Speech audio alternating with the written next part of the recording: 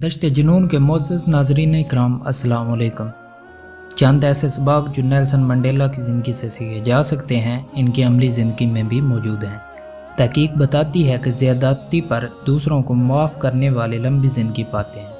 ये बात परखने के लिए यकीनन सबसे पहले नेल्सन मंडेला ही को देखा जाएगा, जिन्होंने 95 बरस की ज़िंदगी इंजॉय की। सन 1990 में जब वो रिहा हुए तो अगले सारे बरसों में उन्होंने अपने मुखालफिन से इंतकाम लेने का रास्ता इख्तियार न किया। हालांकि इखलाकी और कानूनी तौर पर अपने साथ जुल्म करने वालों के खिलाफ मुकदमात दर्ज करा सकते थे, उन्हें सजाएं दिला सकते थे। सफ़ेद साम्राज्य ने मंडेला और इनके हज़ारों लाखों स्याह फाम साथियों को जबर वहशत की जिन भट्टियों से गुजारा, उनका तकाजा था कि इस जुल्म का हिसाब लिया जाता। ताहम नेल्सन मंडेला ने साम्राज्य की शिकस्त ही काफ़ी समझा जो उन्होंने कई अशरों की जद्दोजहद के बाद दी थी। अब वो अपनी सारी तवज्जो जनूबी अफ्रीका की तामीर नौ पर मरकूज़ करना चाहते थे। उन्होंने अगला एक एक पल बिखरी हुई कौम को मुत्तहिद करने पर लगा दिया। दरगुजर करना नेल्सन मंडेला का ये पहला सबक है जो कि एक फ़र्द इनसे सीख सकता है। दूसरा सबक दरगुजर करने का मतलब जुल्म सहना भी नहीं होता, बल्कि मुसलसल जद्दोजहद के ज़रिए ज़ालिम को बुरी शिकस्त से दो चार कर जब तक मंजिल मिल नहीं जाती जुल्म पर कारी ज़रबें लगाते चले जाओ। ये वो अमली सबक है जो नेल्सन मंडेला की सारी ज़िंदगी से मिलता है। उन्होंने ये सबक उन अजीम अफ्रीकी मुहब्ब वतन इंसानों की कहानियों से सीखा जो मगरबी इस्तेमार के खिलाफ जंग लड़ते रहे। नेल्सन स्कूल में थे जब उन्होंने अफ्रीकी तारीख के मुताले में खसूसी दिलचस्पी लेना शुरू कर दी। इसी दौरान असातिज़ा और बड़ों से सफ़ेद फाम हुक्मरानों के मुज़ालम और इम्तियाज़ की दास्तानें भी सुनी। 16 बरस की उम्र में नेल्सन के खतना के मौका पर एक बड़ी तकरीब का एहतमाम किया गया, जहां एक कबायली सरदार ने ऐसी तकरीर की जिसे नेल्सन कभी फरामोश न कर पाए। सरदार ने कहा, हम सौसा और सारे जनूबी अफ्रीका एक मफतूह कौम हैं।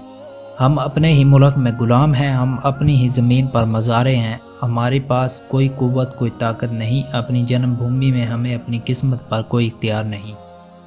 ये नौजवान शहरों में जाएंगे जहां वो झोंपड़ों में रहेंगे और सस्ती शराब पिएंगे। यह सफ़ेद आदमी के कानों में बनी सुरंगों के अंदर रहने से अपनी सेहत तबाह कर लेंगे और सूरज कभी नहीं देख पाएंगे। इन नौजवानों में ऐसे सरदार हैं जो कभी हुकूमत नहीं करेंगे, ऐसे सिपाही हैं जो कभी नहीं लड़ेंगे, ऐसे आलम फाजल हैं जो कभी तालीम नहीं देंगे।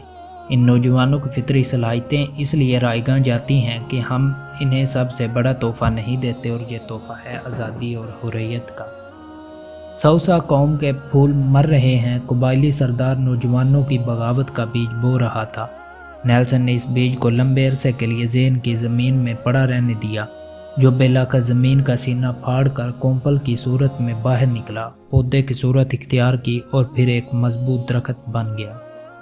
एक रोज़ कबीले के सरदार ने नेल्सन को बुलाकर आगाह किया, वो अब ज़्यादा अरसा ज़िंदा नहीं रहेगा, इसलिए मैं तुम्हारी शादी करने वाला हूँ।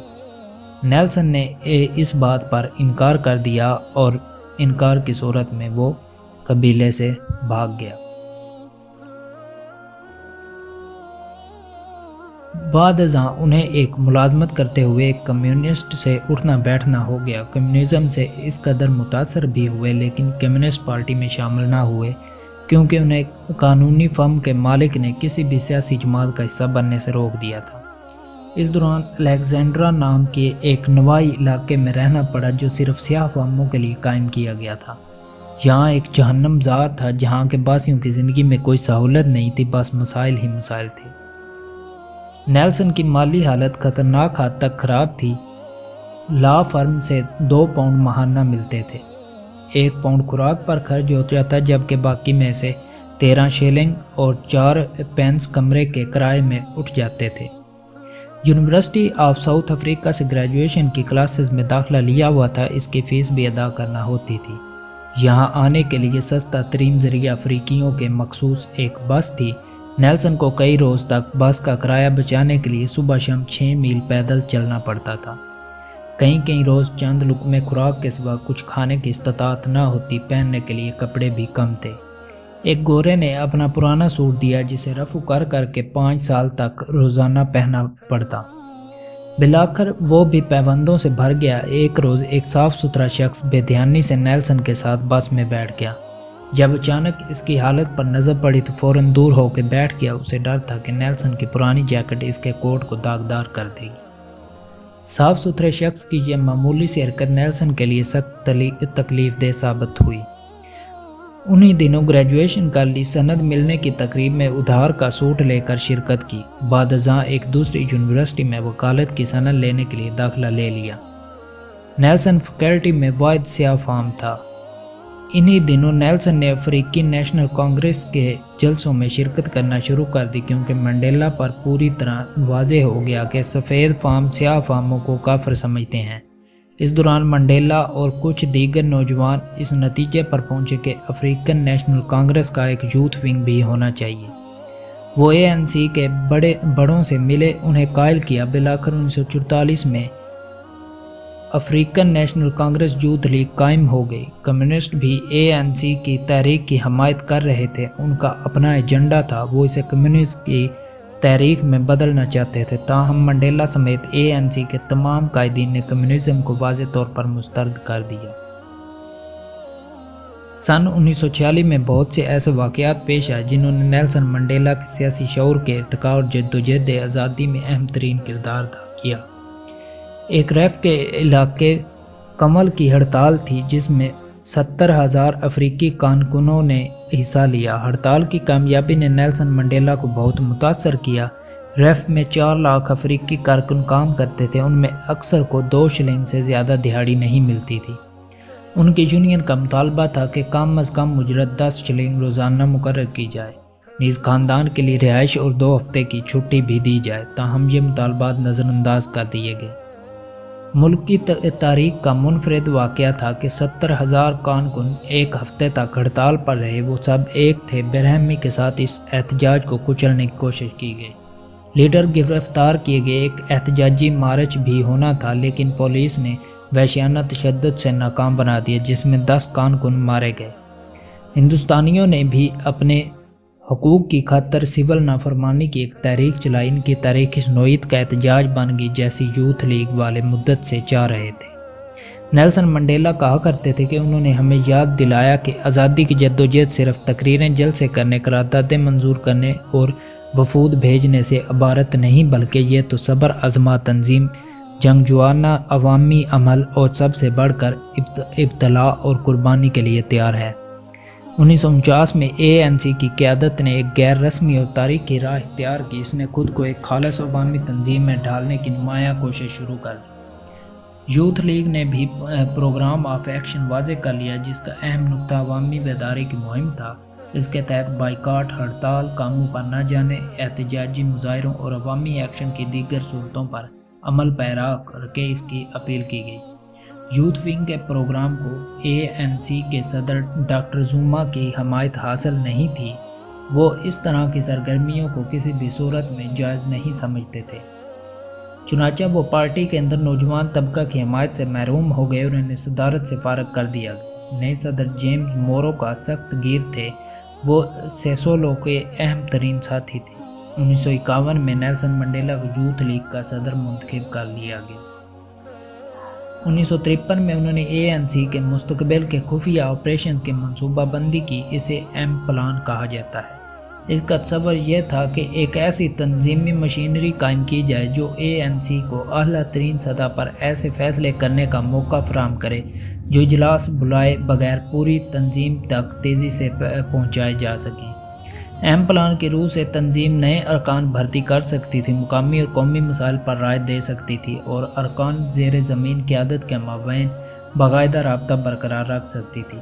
यह मंसूबा कुल्ली तौर पर नहीं बल्कि जुज़वी तौर पर कामयाब हो सका। इस मंसूबे के नतीजे में ANC के तमाम अरकान बज़ाहिर अपने अपने धंधों में मसरूफ़ नज़र आने लगे। मंडेला भी एक कुल्ली वक्त वकील बन गए। अगस्त 1952 में उन्होंने अपना लॉ ऑफिस खोल लिया।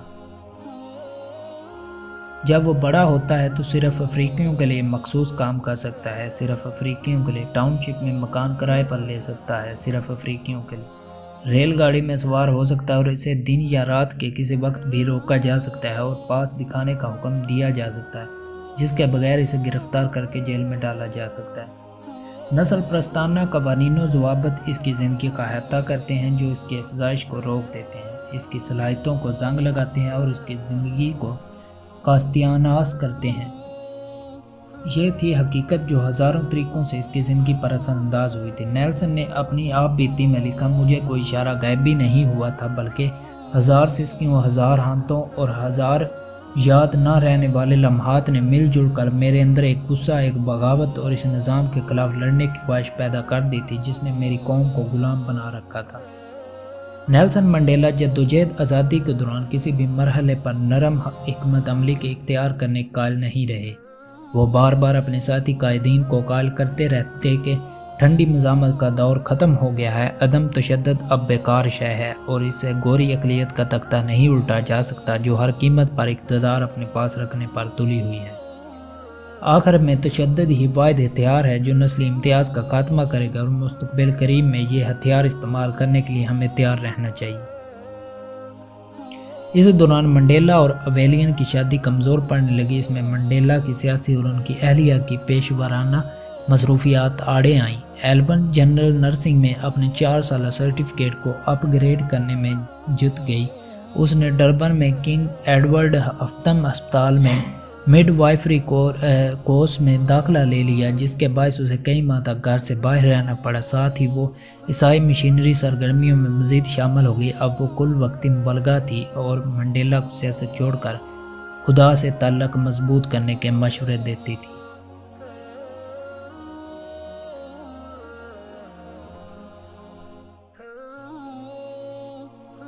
یہ تھی منڈیلا کی زندگی اور ان کے انتہائی مشکل ترین حالات۔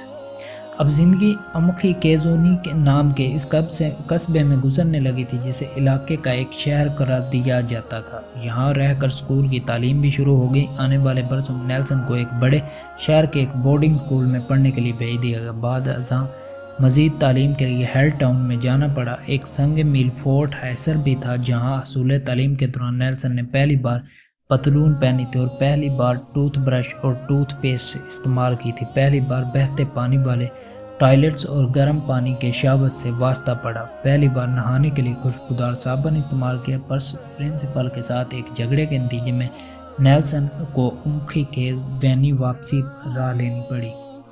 امید کرتا ہوں کہ یہ ویڈیو آپ کو پسند آئے گی۔ اس کو لائک کریں، شیئر کریں اور میرے چینل دشت جنون کو سبسکرائب کرنا مت بھولیں۔ اللہ نگہبان۔